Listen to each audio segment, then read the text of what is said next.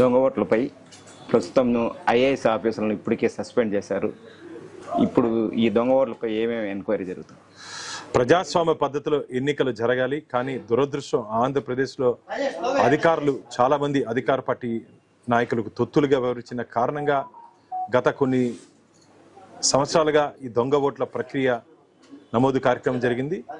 Tirupati parliament ఎన్నికలు జరిగిన సందర్భంగా ఇక్కడ ఆరోగా ఉన్నటువంటి అధికారి లాగిన్ నుంచి దాదాపు 35,000 పైచులకు దొంగ ఓట్లు డౌన్లోడ్ అయ్యాయని చెప్పి భారతీయ జనతా పార్టీ కేంద్ర ఎన్నికల సంఘానికి ఫిర్యాదు చేయడం జరిగింది. 15 రోజుల ముందు మేము ఫిర్యాదు చేసాం. ఇప్పుడు ఆ ఫిర్యాదుని ఆధారంగా ఎంక్వైరీ చేసిన తర్వాత ప్రాథమికంగా అప్పుడు ఇక్కడ ఆరోగా ఉన్నటువంటి ప్రస్తుత అన్నమయ్య జిల్లా కలెక్టర్ గిరీశం గారిని సస్పెండ్ చేయడం జరిగింది. వీరే కాకుండా చాలామంది అధికారులు దీంట్లో ప్రత్యక్షంగా పరోక్షంగా సూత్రధారులుగా ఉన్నారు. వీరు కాకుండా అధికార పార్టీ నాయకులు చాలామంది దీంట్లో సంబంధం ఉంది. వీరు కూడా తొందరలోనే పూర్తి వివరాలుతో పాటు పోలీస్ ఎంక్వైరీ కూడా దీని మీద east police station, Tirupati east police స్టేషన్లో కూడా ఒక ఎఫ్ఐఆర్ నమోదు చేయడం జరిగింది. కాబట్టి పూర్తి వివరాలు కూడా రాబో రోజుల్లో ప్రజల ముందు పెడతారు. కానీ మాకు రాష్ట్ర ప్రభుత్వం మీద కానీ రాష్ట్ర యంత్రాంగం మీద కానీ భారతీయ జనతా పార్టీకి నమ్మకం లేదు. అందుకని భారతీయ జనతా పార్టీ దీన్ని సిబిఐ ఎంక్వైరీ కావాలని చెప్పి నేను కోరుకుంటున్నాను. ఎందుకంటే దాదాపు 35,000 ఓట్లు ఒక పార్లమెంట్లో జరిగిందంటే రాష్ట్ర వ్యాప్తంగా ఎన్ని లక్షల ఓట్లు, ఇది పార్లమెంట్ ఎన్నికలకి.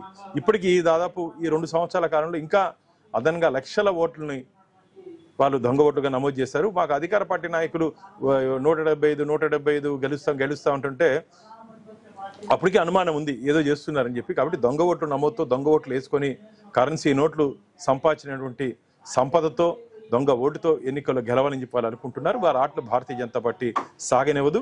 రాబో రోజుల్లో ఇంకా మళ్ళీ తిరిగి మేము కేంద్ర ఎన్నికల సంఘాన్ని కూడా కొద్ది వివరాలతో మేము కలవబోతున్నాం. ప్రత్యక్షంగా పరోక్షంగా దీంట్లో భాగస్వామ్యం ఉంటే అందరూ ఖచ్చితంగా జైలుకి వెళ్ళే ప్రమాదం ఉంది. సార్, ఇప్పటికే ఓటర్ లిస్ట్ వచ్చేసాయి, ఇంకా మరి ఇంకో లిస్టులు వస్తాయి? ఖచ్చితంగా దీంట్లో ఓటర్ లిస్టులో ఎక్కడెక్కడ దొంగ ఓట్లు నమోదైందో దాని మీద ప్రత్యేకంగా దర్యాప్తు చేసే విధంగా మేము ప్రయత్నం చేస్తున్నాం. ప్రజాస్వామ్యంలో ఇంకా మాకు నమ్మకం ఉంది, కానీ రాష్ట్ర ప్రభుత్వం మీద నమ్మకం లేదు. కాబట్టి సిబిఐ ఎంక్వైరీ కోరుతున్నాం. సిబిఐ ఎంక్వైరీలో పూర్తి వివరాలు బయట వస్తాయని చెప్పి ఆశాభావం వ్యక్తం చేస్తున్నాం.